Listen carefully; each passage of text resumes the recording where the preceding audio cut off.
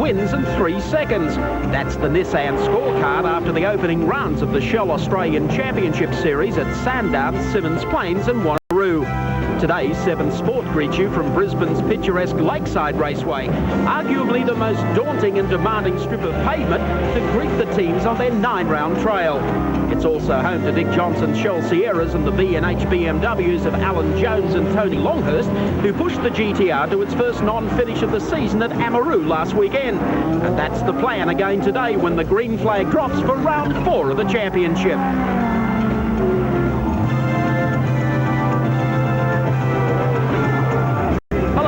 Raymond, welcome to 7's coverage of the 4th round of the Shell Australian Touring Car Championships from Lakeside.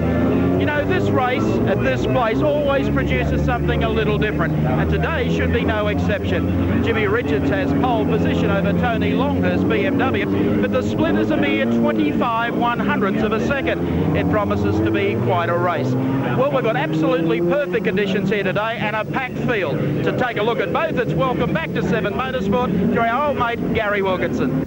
Michael, thank you, but did you expect anything less of Queensland? This is the weather we get up here all the time. Fine and hot, that's the way it is, that's the way it's going to stay. And of course that's the way the rest of the competition have been finding the Nissans in this Touring Car Championship so far. But if it's going to change, Lakeside is the place that it well might. This track is renowned, it's very severe on tyres, and most teams are conceding they will have to stop mid-race for new rubber. But not Tony Longhurst. He's going out on the hardest compound Yokohamas, and he plans to run without a stop and hopes that way the BMWs can upset the Nissans here today. Win Percy qualifying in the top 4. He's the best hope of the Commodores.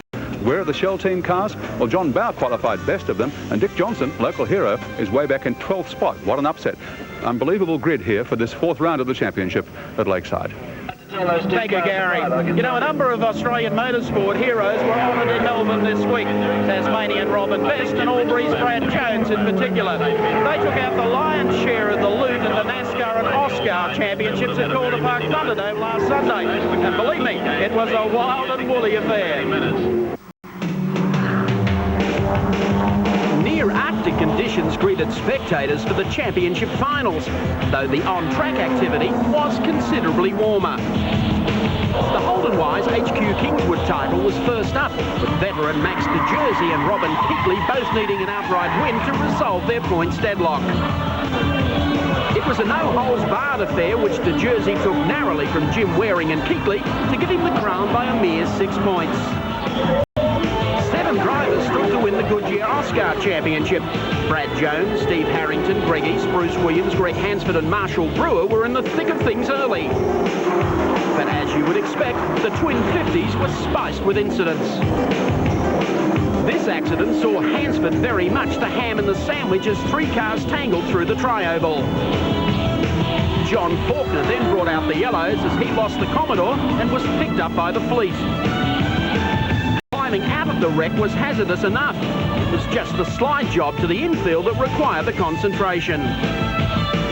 Jones led at will in the Cooper Tools Commodore and was extremely lucky to escape this search and lurch from Harrington before powering out of trouble and leading East and O'Brien to the flag.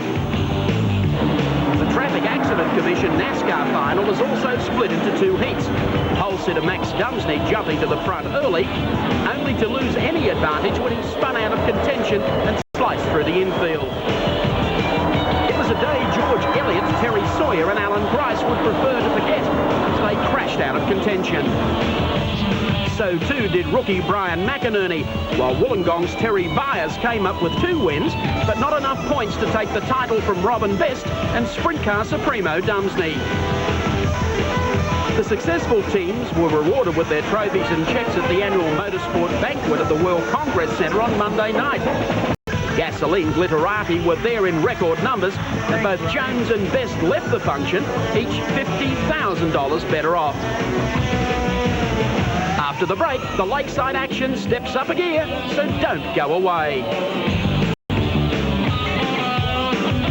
Back at Lakeside, round 3 of the Formula 4 Driver to Europe Series, and the man on pole position for the race here at Lakeside is Troy Dunstan. Alongside him on the front row of the grid is Brett Peters, then John Blanchard in 3rd spot, Michael Dutton sharing the 2nd row with him, followed by Paul Morris and Ron Searle on the 3rd row. 4th row is Andrew Reid and John Griffin. Ninth position on the grid, Andrew Gubb, and rounding out the top 10, Matthew Howard. Qualifying position for the pole marker was just a tick over 54 seconds. Yeah, the first 12 cars covered by less than a second, a super competitive field, and they leap off the line. It's Brett Peters, the local lad, and Troy Dunstan, the two Queenslanders who take the lead into the first turn. John Blanchard tacking onto the Swift as they sweep to the carousel for the first time. We certainly saw some spectacular Formula Ford racing last weekend at Sydney's Amaroo Park. This is also the real thing with a round of the Motorcraft Formula Ford Driver to Europe Series. A tight field heading down beneath the Dunlop Bridge, and it is very tight as they go beneath the bridge and on the way to the left-hander at Hungary Corner. So it's Peters, Dunstan, Blanchard and Michael Dutton making a good return to form in the 90 Van Diemen, the red car, as they head down to the main straight for the first time. Very tight category of racing, all sorts of different chassis mixed in. We've had three different chassis and three different engines have won the first two rounds of the National Championship at Amaroo last weekend. So it's certainly very mixed up in Formula Ford at the moment. A huge crowd here today at Lakeside Raceway, as we see Troy Dunstan making a bold move here down the inside. Morris also starting to come into the picture as well as they go to the right-hander at the carousel. No-nonsense racing from the Formula Ford brigade. The exit, the Yokohama corner. Still Brett Peters hanging on very slimly to the lead down beneath the Dunlop Bridge. And Dunstan right behind him. Great speed shot there as they sweep under the bridge. But Peters still covers his line. Dunstan in the first of the Speed Tech cars in second place. John Blanchard in third in the second Speed Tech car. Paul Morris in fourth. Down the roller coaster off the Motorcraft Hill, coming in for the completion of yet another lap, and the order unchanged. Peters doing a great job out in front. Formula Ford race here last year was absolute cracker, and Dunstan won it and looks like he's going to do it again. Oh, he comes down the inside and he takes the lead from Brett Peters as they sweep down hard under brakes. Blanchard goes to the outside and Paul Morris very close behind him. He goes up the inside. They're side by side coming out of the carousel. Desperate stuff from Morris, but he's pulled it off. Blanchard sits back to fight another day. Gee, that was quite a move from Morris. Two Speed Tech cars, Van Diemen, 91 models, the latest from the factory in Snetterton in England. And behind them, the two of the latest chassis from the Swift concern, who won the all-important British Formula Ford Festival last year. So there's plenty of competition amongst makes as well. Not only the drivers are in this. Dutton dropped off the pace just a fraction in fifth position, so the top four look set to fight it out with one lap remaining. Last lap board is about to go out, but anything could happen in the next 54 seconds. So past the Panadols, it's on. Don't take your eyes on this. Here comes Morris down the outside. He's going to do the same, or try the same stunt that Dunstan did. He just didn't have enough speed, but he will go deeper and deeper and deeper under brakes, and he's nailed him again. Dunstan will be furious about that. They exit Yokohama corner. Morris now back in the lead. Dunstan fighting back. Down to Hungary corner. Not too many passing opportunities left. Dunstan looks right, looks left, filling the mirrors, but he's dropped off a little bit. Morris has him covered as they head to Hungary. There's nothing Peters and Blanchard have been able to do about this battle. Down the roller coaster off the Motorcraft Hill, Paul Morris. A big-hearted dive under brakes seems to have paid off as they come onto the main straight. He's going to do it. Checkered flag is out. Gee, what a finish. Can Dunstan come back? No. Paul Morris is going to take this round. Here comes Dunstan, but Morris gets the win. Second spot will go to Dunstan, and third to Brett Peters. John Blanchard finishing back in fourth. One of the most entertaining Formula Ford races you would ever hope to see. You would be hard-pressed to find better motor racing than that anywhere in the world. Let's check them out for you on our Shell race score. Paul Morris, the winner. Second spot going to teammate Troy Dunstan. Third to Brett Peters. Fourth, John Blanchard. Fifth, Michael Dutton. And we'll return for the touring cars at Lakeside in just a moment. Lakeside Raceway, drivers out on the track, warming up the tyres in preparation for round 4 of the Shell Australian Touring Car Championship. Might be timely to check out the grid now. The top 10 for you. Jim Richards on pole in the Nissan with a 53.43. Tony Longhurst a little unlucky yesterday. A 53.68 marks Scaife in the second of the Nissans, out of position number 3, and Win Percy, the first of the Holdens, from 4. Glenn Seaton from 5 in the Peter Jackson Sierra. John Bow in the Shell Sierra from 6. From 7, it's Alan Jones in the second of the B&H Bimmers. From 8.05, Peter Brock in the Mobile Commodore. From 9.28, Kevin Waldock. Out of 11, out of 10, I should say, car number 11, Larry Perkins. There's your top 10. And Dick Johnson not on the top 10 here this afternoon, but he'll be starting 2 back from there, from position number 12. And a lot of work to do this afternoon for Dick Johnson. So welcome back Gary Wilkinson and Neil Crompton. Well, it's certainly going to be an interesting race. Longhurst versus Richards, old teammates. See how difficult Jim's view is of the start.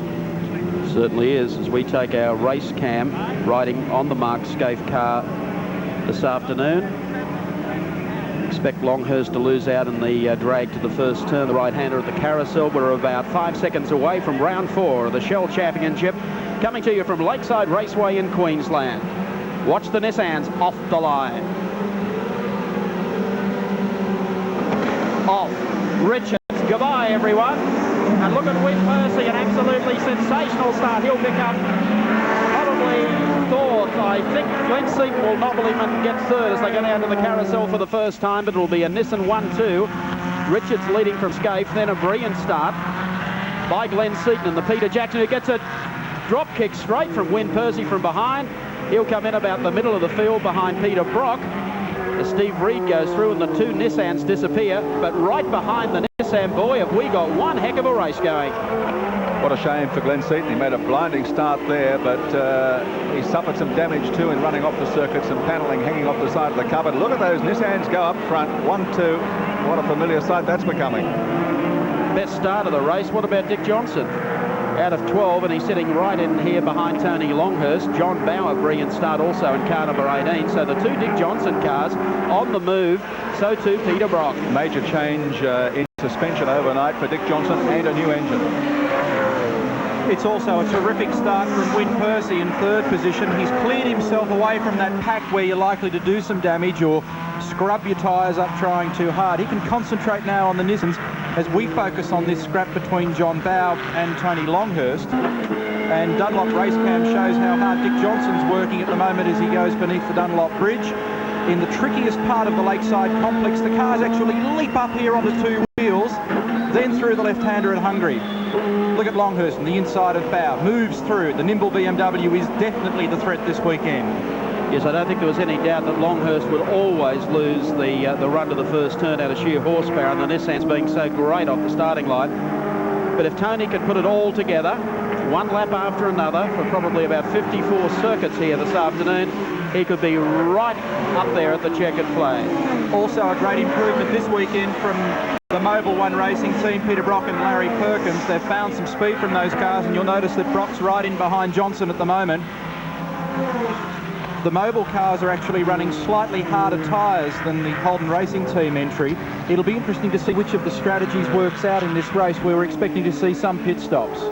Dick Johnson scheduled for a pit stop about half race distance. Teammate John Bower telling me just before the event he planned to go all the way through. Well, Tony Longhurst and the BMW also planning no stops, if possible.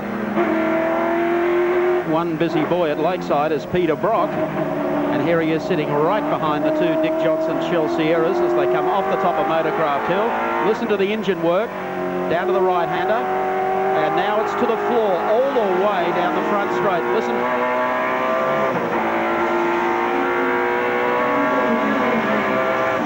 Up to the kink. Car dances across the road and closes up under brakes on the 2 Sierras. So Brock's looking pretty good. It is a fabulous piece of road, that left-hander at the end of the main straight here. It's a little rough. It's fairly narrow in terms of the race line, and the cars leap all over the place. Some great spectating to be done. In fact, this circuit, I think, brings the best out of various touring cars, Gary. And the drivers have to be very, very fit to wrestle these cars around here because they are twitchy, they have got enormous power, they are heavy. We get to the top of the hill and Longhurst is closing on Win Percy and the Holden Racing team. The end. Now the Holden by right should be able to get away from Longhurst down the straight. The BMW's strength, of course, will be late in this race. How to wait comes into play, and tyre wear. And he will close up at the carousel. Look at Percy. 3 seconds the gap from Jim Richards to win Percy in third position. Percy's greatest concern in the Commodore this weekend is going to be to drive the car as straight as possible and not cook up the rubber. Last year, this was one of the circuits where Percy and the team were able to get onto the podium, and they ran a reasonable strategy of just driving the car sensibly, keeping it straight, not chewing rubber up. In fact, the top 3 in last year's race all did the same. Look at Longhurst, a big rush down the inside. Percy locks the brake, one small mistake and bang. Yes, no chance for Wynn to recover there. So Longhurst, after dropping back to about 5th, is now up to 3rd. Johnny Bower running interference here for Dick Johnson, holding Peter Brock at bay while Johnson skips away. Now, we'll listen to Brock as he comes down the front straight. The left-hand kick coming up is an absolute flat strap. Back onto the throttle. Down through the gears, the right-hander at the carousel. Really does take your breath away. And spectators, the best vantage point at Lakeside is just on that kick. Fastest little kick on any racetrack in Australia. Well, Bowes certainly managing to keep a reasonably wide Sierra at the moment and stop Brock from going through. Notice also Colin Bond there in the Caltex entry. Remember, he was last year's race winner. He was quiet all week, took it very sensibly, and all of a sudden was leading the race and confounded all the heroes. Yes, and he'll be adopting the same strategy again here today, running the hardest compound tyres that he can lay his hands on, and he'll just stooge around out there all day and wait for the rest of them to fall over. At least that's what he'll be hoping. He's got Alan Jones bumped in behind him, so the order at the moment is still Jim Richards from Mark Skate. In third place, Tony Longhurst. Fourth, we've got... And listen to this car of Brock's roar on the race cam. Distracted me from whatever it was I was saying. Good pictures. Sounds like a proper race car. Yes, anyway, Wynn Percy, I think, is 4th is what I was going to say. Then John Bowe in 5th, and then Peter Brock in 6th. We'll stay with this, and you'll be able to see Brock try and eat back John Bowe as they come beneath the bridge. Starting to lap traffic as well, and that's where it gets tricky. It's the Bob Holden Toyota Corolla lurking in there. Behind Brock, as I said, we've got Colin Bond, and then Alan Jones, Larry Perkins, and car number 35, still with the bumper dragging, is Glenn Seaton. Look at Brock slipping and sliding. As Mike pointed out earlier on, he's on a hard tyre, which means he's got to work for his dollar today. Well, the two Shell teams running different strategies in this race. Dick Johnson has gone out on the softer compound tyres and is expecting to make a mid-race stop for new rubber. John Bowe's gone out on Dunlop D15s, the harder compound, and he's expecting to go through without a stop. I really can't understand, I guess, the philosophy of Johnson, because the pits here at Lakeside, by the time you come down the hill and head off into the pits, it's going to cost you a minute anyway. Brock was waving that time as he came beneath the Dunlop Bridge. Yes, he's being held up by John Bowe. I think that's what he's on about. Tony Longhurst in pursuit of those Nissans. Car number 25, very quick here on Friday, quick on Saturday morning, but when the chips were down in that final session, or that one and only session of qualifying, Tony left his run right to the last minute. He went out with about 2.5 minutes to go, made a mistake approaching the main straight, then had to recycle his lap, and it was just too late and allowed Jim Richards to get the better of him. In the warm-up this morning, Skate was quickest, incidentally, a 53.96 from Richards, a 54.08. How close can you get? Then Johnson recorded a 54.13, and Longhurst was next. This is the gap back to third. There's Longhurst. He's closing. We'll get some gaps for you shortly. They're still lurking about in around about mid-55 at the moment, and the pressure on between the Nissan runners. Remember that Mark was the winner in Perth 2 weeks ago. No, I think we have a fascinating race coming up. There you see the two Nissans. It will take Longhurst, if he can do it, quite a number of laps to be able to pull them in. There's the gap. This is David and Goliath at Lakeside. The two Nissans with Jimmy Richards out in front leading Mark Scaife, down to the right-hander at the carousel, and Tony Longhurst, if he can just stick to the game plan today and just reel them in lap after lap. It's not always easy for Tony to do. No, Tony tends to get off the starting line and gets carried away just a little with the sprint racing, but today that's the only way he'll win. The Nissan race cam from Mark Scape's car. I'm noticing a little bit of smoke coming out of Jim's car and various gear changes, and incidentally the gap from these guys back to Tony is now 3.1 seconds, so he is making ground. There's that smoke again on a trailing throttle when Richo changes down and then comes off the top of the motorcraft hill back onto the straight. Maybe no big deal, but remember in that second AUSCAR heat last weekend we did have a problem with car number 2's engine. Well, here they come down the start-finishing straight, and he's still doing it, Longhurst. It's not going to happen in the next 2 laps. Oh, he's got the gap down to 2.4 seconds, so we have got a race. So he is going to give these guys the toughest race of the season. This is the changing face of touring car racing. There's that smoke again, as Neil mentioned, and here comes the little Bimmer. Top 3 cars all running on the same tyres. They're all running Yokohamas but different compounds. The Nissans are running E-compound tyres, and Longhurst on T4, the hardest possible compound that he could get. Well, little David Longhurst against the GTR Goliaths. Promises to be a fascinating result here today at, as I said earlier in the opener, one of the toughest circuits, one of the fastest circuits in Australia. Twisty and undulating, but with a high average speed. A little bumpy. Resurfaced last year, and a track that's notoriously tough on tyres. We'll get this gap again. Just a tad over 2 seconds. He's still making ground. There's Win Percy in 4th. And Dick Johnson closing on him very rapidly now. John Bower, you can see, being monstered by Peter Brock, and Colin Bond coming into affairs. Alan Jones, then of course Glenn Seaton, Larry Perkins being the next one. So poor old Glenn Seaton and the Peter Jacksons here really did pay the penalty. Looked very much like a tap in the tail from Win Percy in the first corner.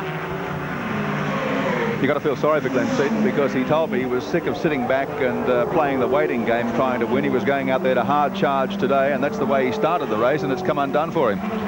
Well, he's been very consistent this year in the Touring Car Nationals, sponsored by Shell. Fantastic series. People do tend to get a little carried away with the fact that the Nissans have been doing it ever so easily. Keep in mind, only 2 years ago, the same people were screaming about how competitive the Ford Sierras were. Here we have a good race going on. John Bower in one of the Sierras, and Peter Brock and his problem. Car number 43. That could be Bolwell. Yep. Bolwell in one of the ex-Tony Longhurst B&H Sierras has had a loop down there at the carousel. Would have helped us if he'd have painted the thing. Did you notice that, I think it's on the front right-hand side of Brock's car. There's a bit of bump. There's a little graunch in there, so I don't know where he came into contact, or is it on the front left? I've got to get front the left and right sorted out. Yeah, it's front left. So he's come into contact with someone either in the opening lap or perhaps with John Bower when we weren't looking. So actually, it's more than a little scrap. Here's Brian Bolwell. Tim Grant getting mixed up in this one. Well, Tim helped, I think. Tim assisted him into the turn. They can sort that out later. As you can see at the moment, the 2 Nissans coming up to put a lap on some of the tail end cars. Now, the interesting thing is that Richards has just opened up a small gap over Mark. He's just putting the odd car between them, and the distance from Mark Scape to Tony Longhurst is now 1.98 seconds. There's not much in that. Tim Grant in the former Works Nissan entry, the Sizzler car. I saw him in the replay a few moments ago. And this man leads the championship by 5 points from his teammate, Jim Richards. Multiple Australian touring car champion. Great acquisition for the Nissan team. And situation slightly reversed from years gone by, where he was so successful in BMW, and if you recall the 87 championship, it was a scrap between Nissan and BM. The roles are kind of reversed now. Tony's out there in the BM as we take Dunlop race cam. And this is Dick Johnson doing battle with Win Percy. Some great race cam pictures coming to you from 7's crew here this weekend. And Dick's gone and bought the world's biggest boost gauge for us. You can see precisely from the gauge where he's on the noise and where he's not. Makes a little ground under brakes as Win Percy loses some ground with the car that's in the way. Remember that Johnson's strategy is very definitely to stop.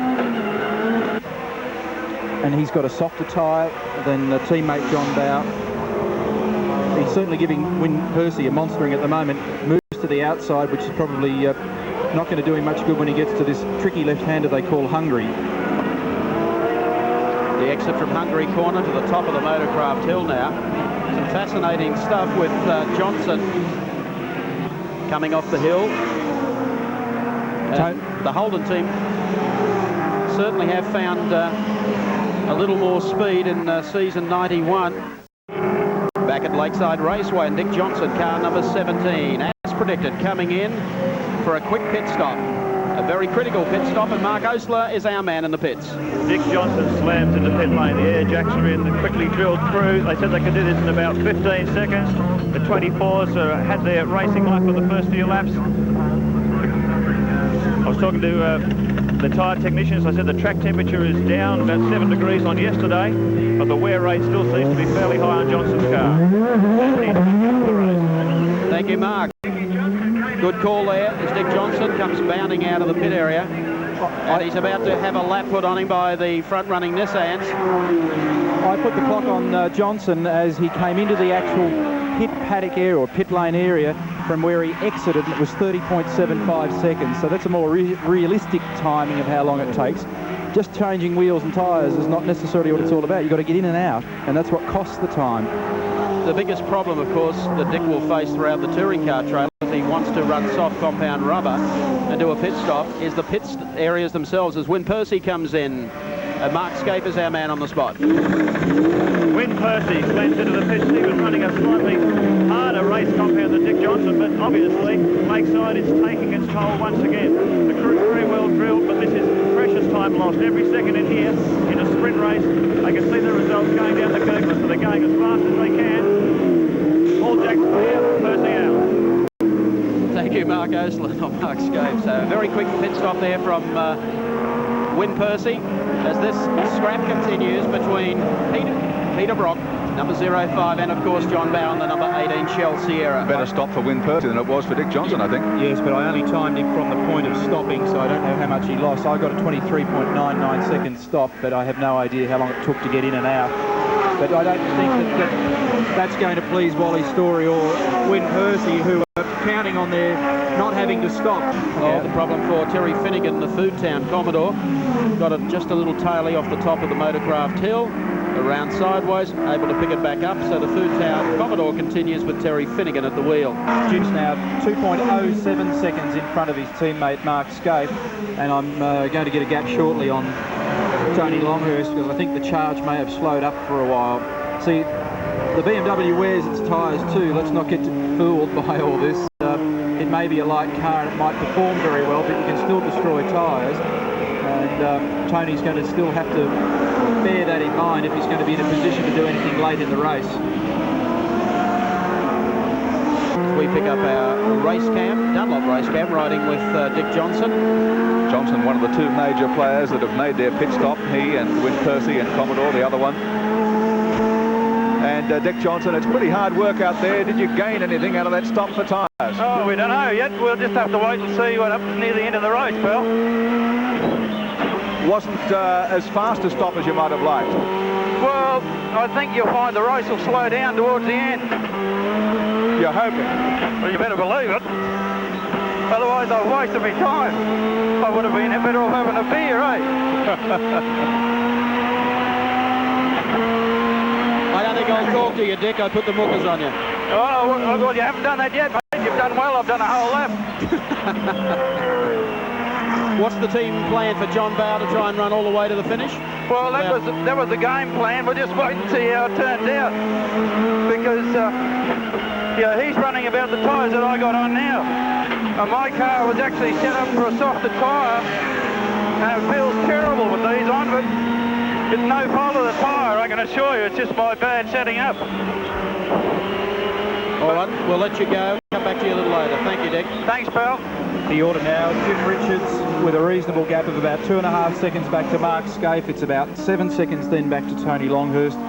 Then we've got John Bowen in 4th, Glenn Seaton in 5th, Peter Brock is 6th, Alan Jones 7th, Colin Bond 8th, Larry Perkins 9th, Dick Johnson in 10th, and Win Percy is in 11th. And we see that Seaton is now starting to close up on Bowen and recovering all that ground that he lost in the early laps. He's done a great job, Glenn Seaton. I I just hope, seeing that he's completed so many laps with a little bit of fiberglass hanging off the back, that some overzealous person doesn't then decide to throw out a flag and ask him to come into the pits now and take it off. And there goes Jonesy through on the inside. That tyre squealing that you could hear was Brock's, obviously. So he's probably got a little out of shape or locked it up. Seaton pulls out, has a look, hasn't got the straight line speed to get past. On a day that's so warm, the other thing that Glenn has to do is to get out and try and find some clean, cold air to keep the water temperature down. Well, it's around the back of the circuit here that Seaton makes up ground. He gets right on Bow's hammer as they come on the run up to Hungary Corner, and that's about the only place where we saw Tony Longhurst go by Wynne Percy. That's the only place that Seaton's going to have a chance to get through here. Well, John got away from him there and also did a spot of defensive driving down the home straight the last time too. But Jones all the time is closing. His seat there. John, get on with it, he said. Give him a nudge there and knock a bit of body work off the back of John Bow's car. Glenn says that's fair. He copped one in the first corner. Oh, and he's rubbing a tyre too, so that's going to really add to the woes. And now here comes Glenn Seaton again down. 56.1 on that last lap for the guys, so they've drifted away by about 2 seconds from their earlier qualifying. Very obviously, I'm surprised the times are still that good. This damage on the right rear of Bow's car is not good news for the 8. Jones, look at him. Oh, gee, he had a big go there. Certainly has. Now that's going to keep Glenn busy here for a moment or two. As they come screaming beneath the Dunlop Bridge, they head downhill to the left-hander at Hungary Corner. Watch Jones on the inside. Here he is, nibbling away here in the Little Bimmer. Jones would be just thoroughly enjoying all of this. He'd prefer to be up the top end of the field, giving them a hammering. Step out of the pits. Bow's gone to the pits. Got to get that right rear fixed with bodyworks rubbing on the tyre, so he's had to surrender his place in the race to Glenn Seaton. Hotly pursued now by Alan Jones. Peter Brock still lurking in there behind them. Mark Osler is our man in the pits. Pit crew's ready with a 5-pound hammer. They're going to use their feet as well to smash away this broken bodywork. Tyres also getting changed. Bow started the race on a slightly harder compound than Johnson, but they'll change it. That's a mandatory thing to do anyway. They're still struggling trying to get this bumper off. It's made out of Kevlar. Very flexible and very hard to break in this sort of situation. But the tyre change is completed. They're having a little bit of trouble with the right rear. And now with the left rear. Oh, this is a disaster stop for John Bow. Well and truly out of it now, but there we are. Jack's down. Bow back into the race. Thank you, Mark.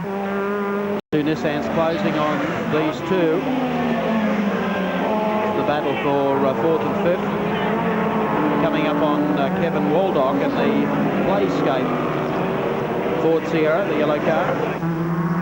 There's Kevin just ahead of them as they come down the hill.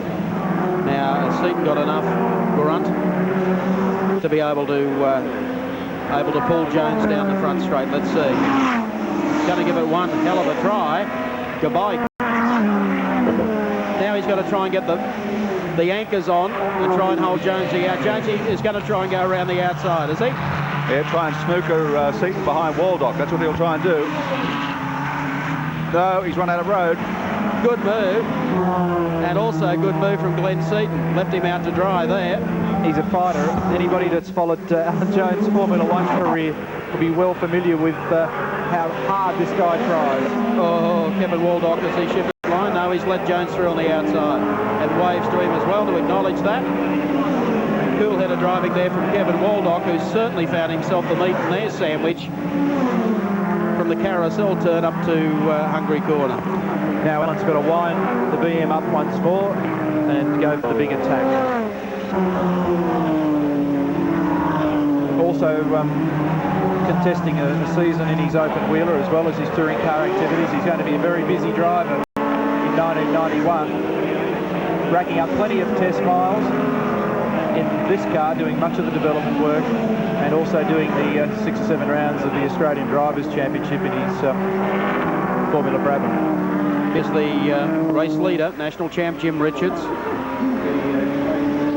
coming in to put a lap, 4th and 5th. There's Longhurst, further back of the yellow BMW, the Benson and Hedges car. So whatever Tony has been able to do, I think maybe there's not too much left. Notice the Steve Reed car was off the end of the straight down there. Interesting thing, Mike, is that even though Peter Brock's gone for those hard tyres, the tyres might be surviving, but they're not giving him enough grip to be competitive. No. So he's dropped the lap. See, this is the great drama. Do you go for something soft and stay up near the front of the field? That's what Win Percy decided to do, but then the tyres have either blistered or fallen apart, and he's had to make a stop. Peter Brock chose the other method. Okay, we'll put on something nice and hard. The problem is the car doesn't perform to his advantage, and so you're still left snookered by the opposition, which on this day are very strong in Nissan and BMW. Yep, exactly. And Tony Longhurst has made the right decision as well, but he really was depending on the Nissans having to make a stop, and it hasn't happened. The big drama for this poor guy is that the Nissan makes about its first 4 seconds in the first 300 yards. They're so astonishing off the line with the benefit of four-wheel drive. It's very hard in any form of motor racing to give an immediate gap to a competitor and then get it back, particularly if you're on a reasonably equal standing in terms of lap speed. Tony Longhurst, in fact, won the jump, but by the time they travelled 20 metres, Richards was in front. Yeah, Tony needs to start about 30 seconds earlier to keep the thing wound up. Here's Jimmy Richards at the top of Motograph. The man who runs fourth on the road, just ahead of him, that's Glenn Seaton in the Peter Jackson Sierra. Jim Richards about to put a lap on him. The benefactor in all this, I think, is Mark Scape, who's been able to get substantially closer to Jim Richards as a result of the traffic. Placings after 47 laps, Jim Richards was the leader, is the leader still, from Mark Scape, Tony Longhurst in third place, then Glenn Seaton, Alan Jones, Peter Brock and Colin Bond. And we've completed 45.5 minutes of racing, so we're heading into the twilight zone, and I don't think we're going to see a different result. About 3-4 laps remaining. Down to Hungary Corner again. Jim going to poke it down on the inside of Glenn. Seaton will get out of the turn, heads to the top of the hill. Mark closes up. Nothing really wrong with this, because you'll notice that Seaton will probably move to the outside. Well, he didn't have too much to say about it. Jim made sure he did, and Mark will go through on the inside as well. So the Nissans have lapped everybody bar the third place getter, Tony Longhurst.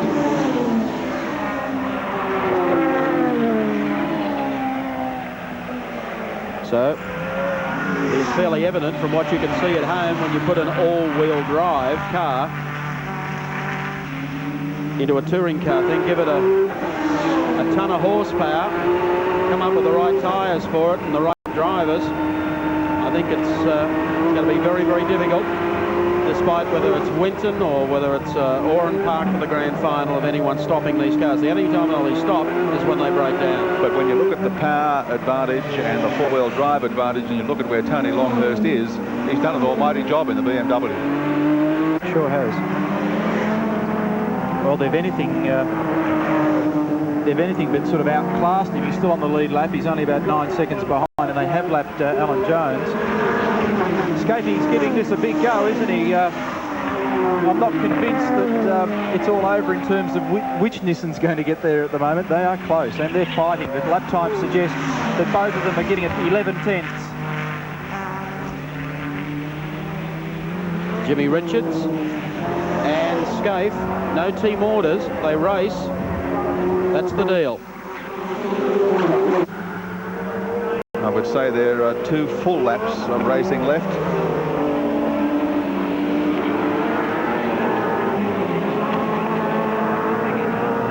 Longhurst is obviously going to finish back in third. Glenn Seaton at this stage fourth, and right behind him Alan Jones, although that's still to be resolved at the moment. Time almost out in this round 4 race at Lakeside Raceway.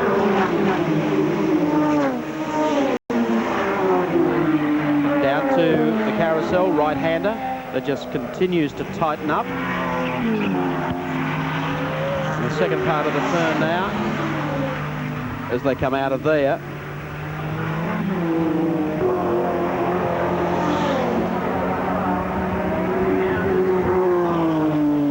Well, it's been another tour de force by the Nissans. Richard Scaife not over yet, but might as well be, because I think they might very well get the last lap forward this time round. Yes, it's pretty close. Could be the last corner coming up as they come out, heading down towards the start-finishing line. the Checkered flag is out, and across the line they go. And a great finish. Jimmy Richards in car number 1, the Nissan GTR, coming home to beat teammate Mark Scaife in the number 2 Nissan for second. Third going to Tony Longhurst. Fourth to Glenn Seaton, and should be fifth to Alan Jones. Well, there's the two boys that put it together. They did race today. Let's cap them out for you on our Shell race score.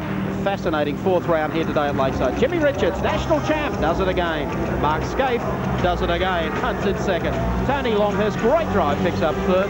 Glenn Seaton and the Peter Jackson Sierra, a rewarding fourth. And for fifth, Alan Jones. Back for the presentations in just a moment. Shades of Wanneroo, only this time the order slightly reversed. But once again, for third place, congratulations, Tony Longhurst. Thank you, Neil. Fabulous drive once again, and you managed to keep them pretty honest for a fairly long time. Until the flag dropped. No, hard work. That was the best run I've ever had. We were just doing 4-1s. I thought the stopwatch was locked on a 4-1, but the Nissan just slowly disappeared over the horizon again. I said in the commentary, they tend to make that gap at the beginning and you can't give it away, can you? Well, they picked 2 or 3 seconds at the beginning, but then after about lap 25, they just continued along. All right, Tony, look forward to seeing you next weekend at Winton. That'll be another interesting one. Second place today, last round winner, Mark Scaife. Congratulations, Scaife. Good drive. It looked to us like you were giving the Richo a real bad time there in those last few laps. Well, mate, that's probably the hardest race I've ever had to drive. We knew that the BMWs were going to be hard to beat, and Jimmy drove fantastically well. We tortured each other for the whole distance. I looked at my stopwatch, and I don't know whether I've got a happy trigger figure, but I saw heaps of low 54s. Was that right? Well, I think it was, but the sun's so bad you couldn't see anyway. All I saw was him getting away from me and I was trying to catch. All right, and to the winner, Jim Richards. Well done, Jimmy. Everybody was thrilled to see another fine win from you. You must be pleased. Thanks, Neil. Yeah, for sure. Mark's a hard guy to have behind you, I can tell you. I think I'd rather have Tony. But please, thanks to Nissan, because without them, obviously, we wouldn't be able to drive these fantastic cars.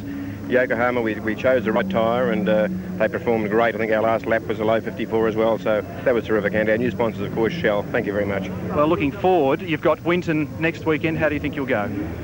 Well, I think it's going to be the same as what it is now, actually. I think Tony's going to be right there. The Commodores, the Sierra is going to be real close.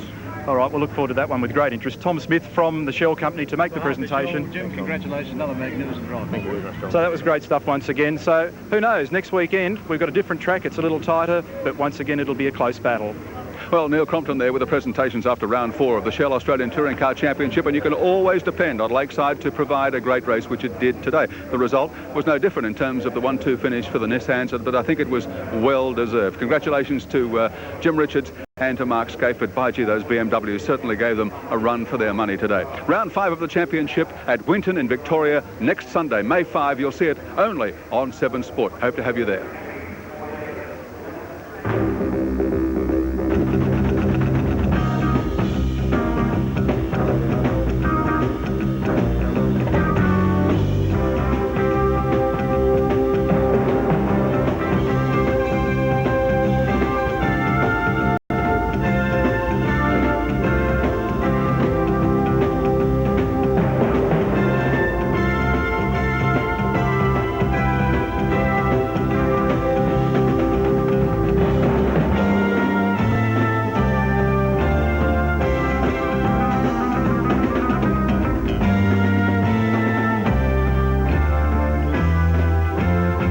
The 1991 Shell Australian Touring Car Championship is proudly brought to you by Shell and Dunlop, the world's best road-holding tyre.